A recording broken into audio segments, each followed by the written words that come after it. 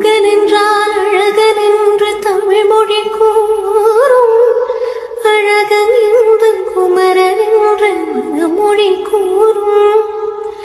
உயிரினங்கள் ஒன்றை ஒன்று வாழ்த்திடும் போது, உயிரினங்கள் ஒன்றை ஒன்று வாழ்த்திடும் போது, அதனுள்ளிருந்து வாழ்த்துவது உன்னருளென்றோ கருணா, உன்னருளென்றோ குமரா.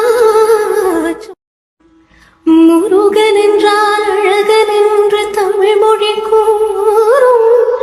அழகன் என்று குமரன் என்று மொழி கூறும்.